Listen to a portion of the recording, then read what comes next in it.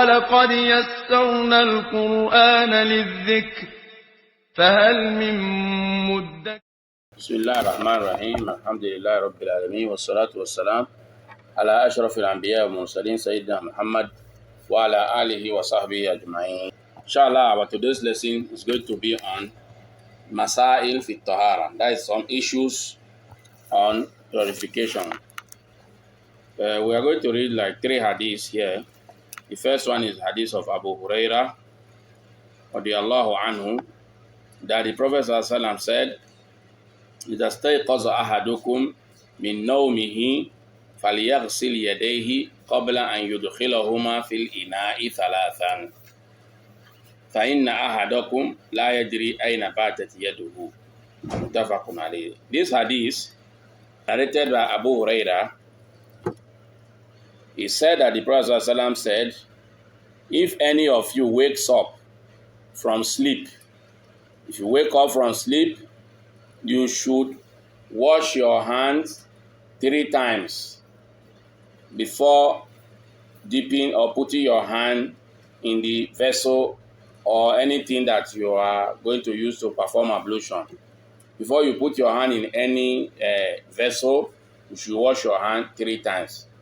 Why should you do that? He said, because you do not know where you put your hand when you were sleeping. When someone is sleeping, he puts his hand in different places. He doesn't know what his hand touched. And because of that, he has to wash the hand 3 times before putting them in the tin or in the vessel that he uses for performing ablution. That is the first lesson. The second hadith is hadith of Abu Huraira. He said that Prophet ﷺ said, لا يبولن أحدكم في الماء الدائم الذي لا يجري ثم يغتسل فيه. He said you should not pass urine in a stagnant water. That's water that is not flowing. Like water in a bucket, water in one place is not flowing. That is called al-ma'u da'im. Alladhi la yajri. He explained it by saying alladhi la yajri, which is not flowing.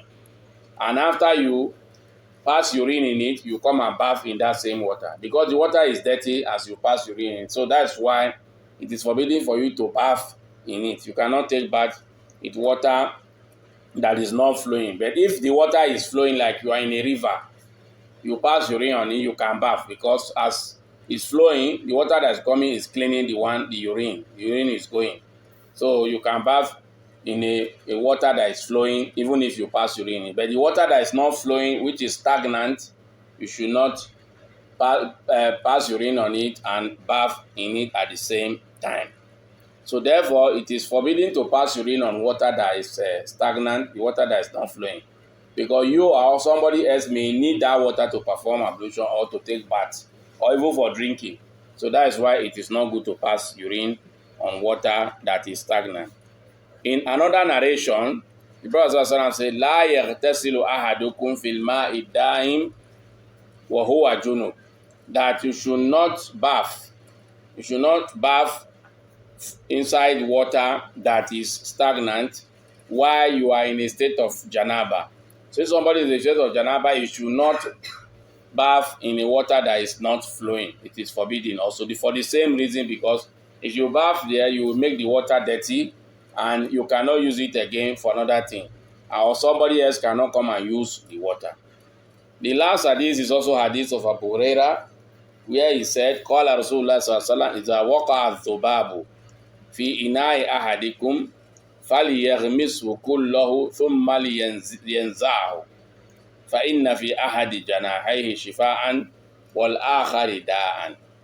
Abu Huraira is saying here that the Prophet ﷺ said, if the fly falls in any of your things that you are using, like a bucket of water or a plate of water or a cup of water, you should not just throw it. You should dip that fly, dip it inside the water, let it enter inside the water very well. Then after that, you now remove the fly and throw it. Why did Prophet said that if the fly perches on your water, one of his feathers, there is disease, and second of his feather, there is cure for that disease. So when he patches with the one that is diseased, putting disease in the water. If you now dip it inside, the one that has the cure will also dip inside the water. So the water will not be harmful again, because the second weather is carrying the cure for that disease. So that's why you have to dip inside the water. Then you now remove the fly and throw it, and you can still use the water, and the water will not be harmful. So we don't know anything about it, but the Prophet ﷺ has said it, and he knows, because Allah subhanahu wa ta'ala reveals to him, and we have to accept it like that. So instead of carrying the water and throwing it, you dip the fly inside. So if there's any disease that the fly has put in the water, it will also put a cure in it, which means the water will not be harmful.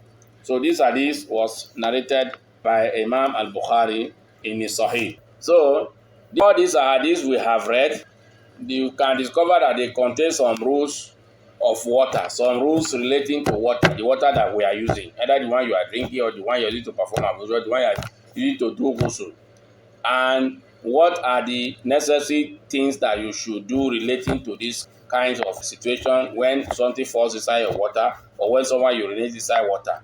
So that is the main thing on these 3 hadiths. So the benefits we get from this hadith, there are 3 main things. First of all, it is forbidden for one to put hand in the water he's going to use to bath or to perform ablution when he wakes up, especially if he just wake up from sleep without washing his hand 3 times. So when you wake up from sleep, the first thing you know you are going to put hand inside water, like someone want to go and bath or you want to perform ablution, you have to wash your hand 3 times before dipping that hand into the bucket or in anything that you are using to perform ablution or you are using to bath. The second thing is that it is forbidden to urinate in a water that is not running. Al-ma'u rakid, stagnant water. It is forbidden to urinate in it, and it is also forbidden for you to bath ghusl min al-janaba in a water that is not running. Any water that is not flowing, it's forbidden for you to go and bath inside. You can take from it and bath, but don't bath or urinate inside. These ones, they are forbidden. Number 3 is that if a fly perches on any of your water that you keep, any vessel that contains water, cup, plate, bucket, where you put water, if he perches on it, one of the wings is bearing disease. So he may put that disease inside that water. Then the second wing, the other wing is bearing the cure for that disease. So instead of you to just remove the fly and throw it, because the water may be harmful to you because of the disease that it has put, you have to dip the fly inside so that the second wing that has the cure will also put the cure of that disease inside that water. Then you now carry the fly and throw it, and you can make use of the water. So because doing that dipping of the fly in it is the purification of that water. If you want the water to be pure so that you can use it, then dip the fly inside. Not that if you just see fly inside water that you want to use, you carry the fly and throw. If you carry the fly and throw and use that water, the water may contain disease and it may be harmful to you. The Prophet ﷺ has given us a cure for that when something like that happens, if you want to purify the water so that that disease will not be there, dip the fly inside, then remove the fly and throw it and make use of the water. Wa akhiru da'wana and alhamdulillahi rabbil alamin.